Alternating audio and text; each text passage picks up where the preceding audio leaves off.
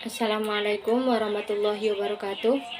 Sebelumnya perkenalkan, nama saya Lailatul Mubarakah, NIM 212101070011, kelas Matematika 2 angkatan 2021. Saya di sini akan menjelaskan kembali tentang makalah yang telah dipresentasikan oleh kelompok 1 sampai kelompok 10 pada mata kuliah fikih. Adapun materi pertama yaitu memahami definisi dan urgensi ilmu fikih. Kata fikih berasal dari kata faqiha yafqahu fiqhan yang berarti mengerti atau faham. Jadi fikih memberi pengertian kepahaman dalam hukum syariat yang sangat dianjurkan oleh Allah dan Rasul-Nya. Secara garis besar, Al-Qarafi berpendapat bahwa urgensi kaidah-kaidah fikih ada 3 macam. Yang pertama, kaidah fikih memiliki kedudukan yang istimewa dalam khazanah keilmuan Islam karena kepakaran seorang faqih yang sangat terkait erat dengan penguasaan kaidah-kaidah fikih. Yang kedua yaitu dapat menjadi landasan berfatwa. Sedangkan yang ketiga yaitu menjadikan ilmu fikih lebih teratur sehingga mempermudah seorang untuk mengidentifikasi fikih yang jumlahnya sangat banyak.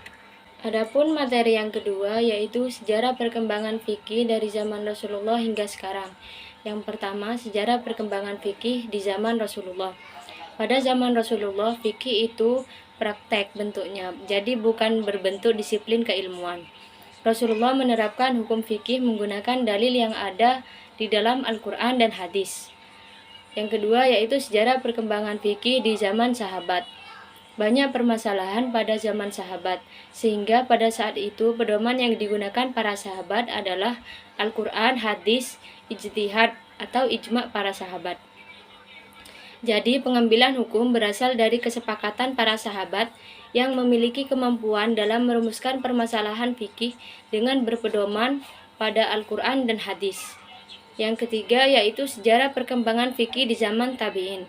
Pada zaman tabi'in, permasalahan menjadi berkembang sehingga para tabi'in menggunakan Al-Quran, hadis, ijma' dan qiyas. Qiyas juga sudah ada pada zaman Rasulullah.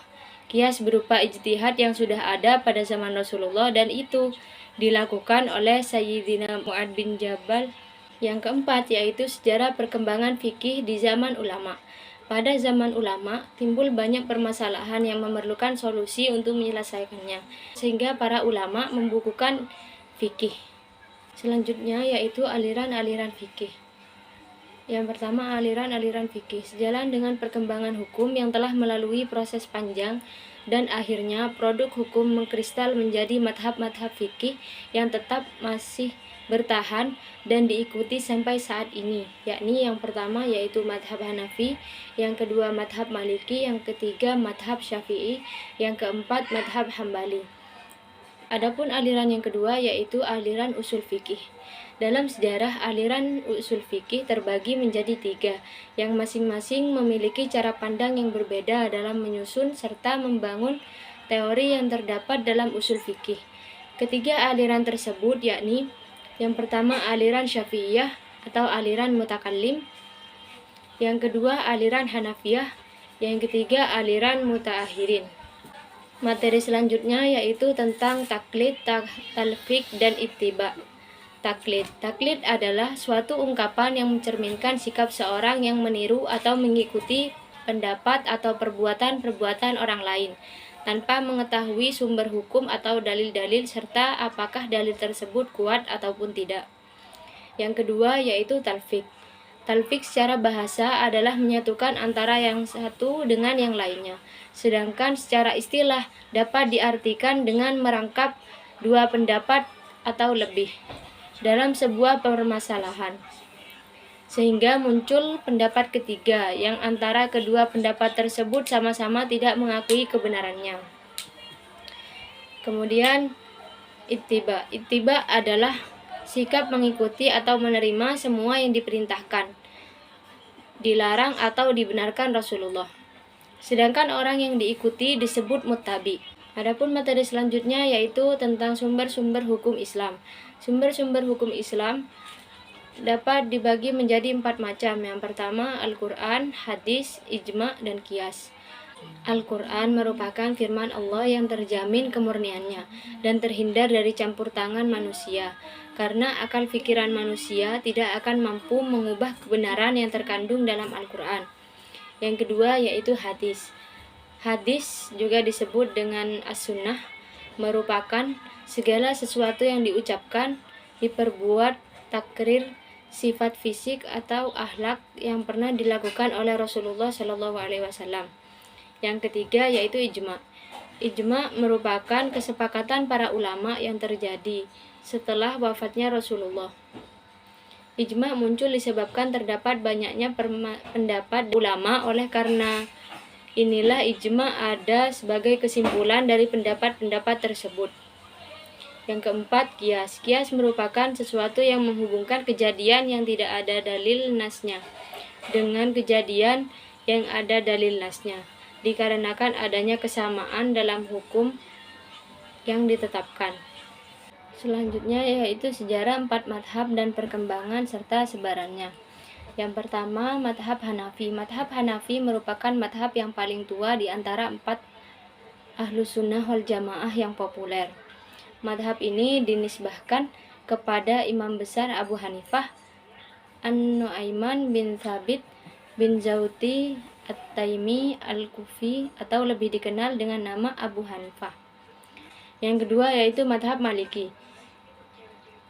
Malik bin Anas bin Malik bin Abi Amir Al-Asbahi, yang dikenal dengan julukan Imam Malik. Beliau merupakan pendiri dari madhab Maliki. Kedudukan yang dimiliki oleh beliau di bidang fikih dan hadis sangatlah tinggi. Karena ketekunan yang dimiliki, Imam Malik menjadi seorang ulama yang terkemuka. Ilmunya menyebar hingga ke Syam dan juga Hijaz. Yang ketiga yaitu madhab Syafi'i. Imam Syafi'i memiliki nama lengkap Muhammad bin Idris bin Al-Abbas bin Utsman bin Syafi'i bin Al-Sa'ib bin Ubaid bin Abdul Yazid bin Hashim bin Al-Muttalib bin Abdul Manaf. Yang keempat yakni madhab Hambali.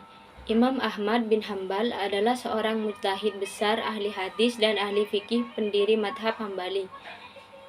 Madhab keempat dalam hazanah pemikiran fikih Islam. Selanjutnya yaitu pengertian dan perbedaan serta ruang lingkup fikih dan syariat. Fikih dapat diartikan suatu ilmu yang memiliki fokus bahasan yang berhubungan dengan masalah hak dan kewajiban, baik yang berhubungan antara manusia dengan Tuhannya maupun antar sesama manusia. Syariat bisa diartikan sebagai jalan lurus, yang berarti jalan yang akan membimbing manusia ke jalan yang benar, yaitu suatu keadaan yang menjadi fitrah kehidupan jiwa seseorang. Perbedaan fikih dan syariat. Fikih berarti pemikiran dan pemahaman yang mendalam terhadap syariat. Sedangkan syariat berarti jalan yang dilewati menuju keridhaan Allah Subhanahu wa taala. Selanjutnya yaitu materi tentang fikih dan usul fikih. Pengertian.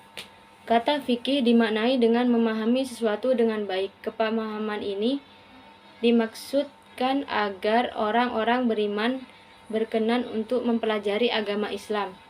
Pengertian usul fikih yaitu sekumpulan kaidah yang menjadi landasan teoritik dari pemikiran fikih, baik berupa metode analisis makna lafal maupun kaidah yang dapat menghubungkan berbagai kejadian aktual dalam Al-Quran, Sunnah, serta ijma sahabat.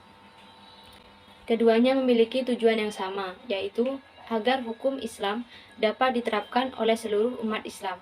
Adapun materi selanjutnya yaitu riba. Riba menurut bahasa mempunyai arti tambah, sedangkan riba menurut istilah adalah menyerahkan sesuatu dengan pergantian sesuatu yang lain, yang tidak adanya kesamaan menurut timbangan syara pada waktu akad atau tukar menukar barang dengan salah satunya.